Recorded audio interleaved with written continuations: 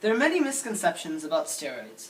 Most people think that steroids are just used to get stronger and gain a physical advantage over your competition. But in truth, steroids have many medical uses as well. So first let's take a look at the two different types of steroids. So there are two different types of steroids. There are anabolic steroids, which are the most commonly known type of steroids, and most people would probably think of these anabolic steroids when they're talking about steroids in general. Anabolic androgenic steroids, as they're properly known, are man-made synthetics of the male sex hormone, and they can be used for treating problems such as late puberty or significant muscle loss in patients of cancer. They are used by athletes to increase testosterone or muscle, and this is deemed illegal in most sports as it gives you an unfair advantage over your competition. These are not safe to use because they have many side effects to them, and there are three ways of taking them. You can take pills, they can be shot into your muscle, or you can take a gel or cream that you would rub onto your skin. Next, we have corticosteroids, which are used to treat allergic reactions as well as autoimmune diseases. There are three types of medicine. There's cortisone, prednisone, and methylprednisolone. Cortisone is used to treat pains and swelling that comes from bad insect bites or poison oak. Corticosteroids are man-made synthetics that closely resembles cortisol, thus the name, and cortisol is a hormone that your adrenal glands produce. And these are steroids that are not abused by athletes. So next, let's take a look at the side effects for males.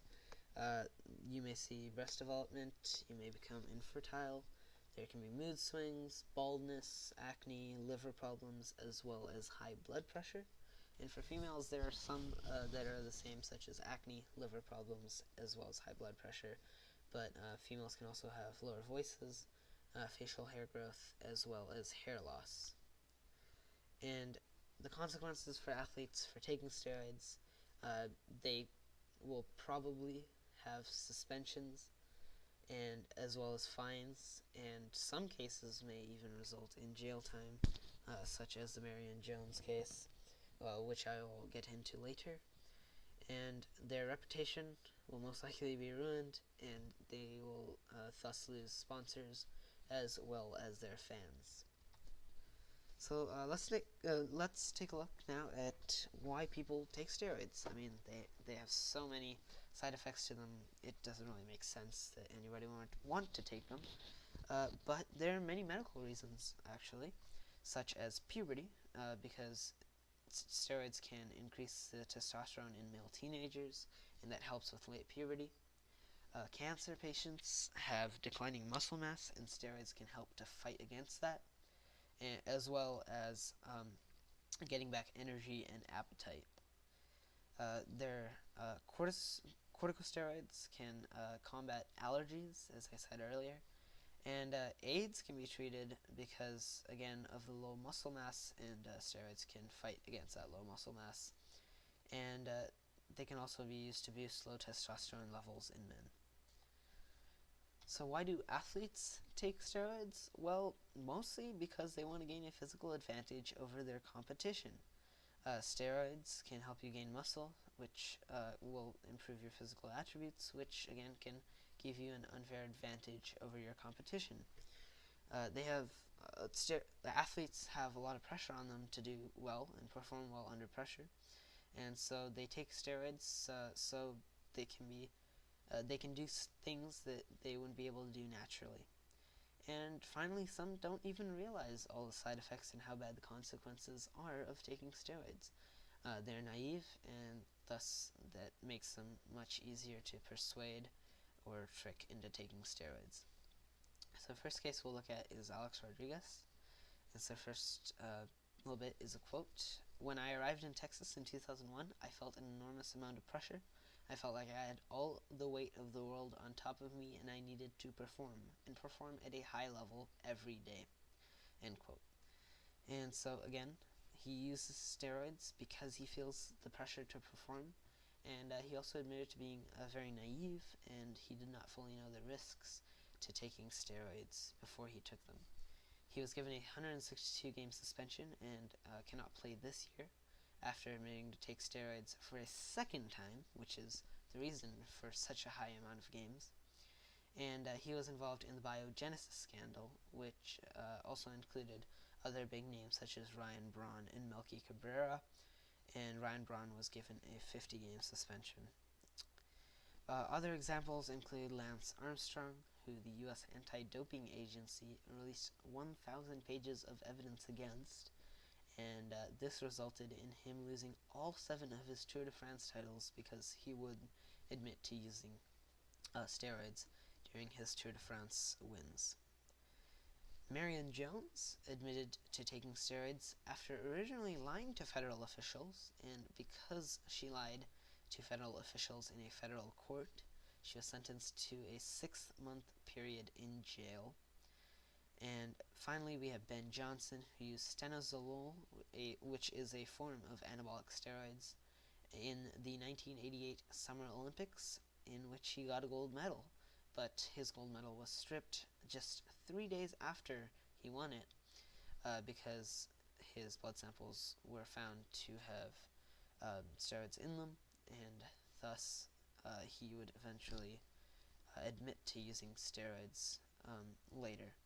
So now that we've seen all these scandals that have occurred, let's take a look at what we've been trying to do to stop them. So a big breakthrough for the MLB in drug testing policies was biogenesis. And the biogenesis scandal was basically where Biogenesis, which is an anti-aging clinic in Florida, was convicted of giving out drugs or steroids and other performance-enhancing drugs to MLB players as well as other athletes as well. And so 13 players were charged with using performance-enhancing drugs, and among them were Alex Rodriguez and Ryan Braun. And Tony Bosch, who was the founder of Biogenesis, decided to cooperate with the MLB, which sped up the investigations and allowed these suspensions to be handed out quicker than what otherwise could have taken a much longer time. So they dealt out performance-enhancing drugs such as steroids and testosterone. And this is a huge step forward for the MLB because in the late 80s and 90s, we saw that most players would be using steroids, and now we're finally taking a stand against steroids in the MLB. So the MLB drug testing policy consists of 2 drug tests per year, as well as an unlimited amount of random drug tests that can occur at any time during the season. High schools have a different policy. Actually, not all states have drug testing for their athletes, and not many athletes test positive, so many people do believe that we should not be having any drug tests for performance-enhancing drugs in high schools. The NCAA, on the other hand, does have drug tests for 90% of the Division I schools, and many schools do their own drug testing as well as the NCAA drug testing. And samples of for the drug tests are analyzed following the protocol that has been authorized by the World Anti-Doping Agency. So now I'm just going to give some of my thoughts about what I think should be done about steroids. And personally, I believe that, especially in high school and college, I don't think it's not so important to try to catch the people that are doing the performance-enhancing drugs as it is to educate and then try to prevent it rather than trying to patch up the problem after they have already taken those drugs. And so I think if athletes knew a little bit more about their effects and what kind of consequences would happen if they decide to take these drugs, then I think immediately you'd start to see a decline because people don't want to take those kind of risks. And in the 80s and 90s, I think it was more acceptable because everyone was doing them, but now most leagues are really cracking down on performance-enhancing drugs, and so less people are using it now. And so if we can educate everyone, especially people coming in from different countries that come to play in the U.S., then we can really stop this performance-enhancing drug crisis.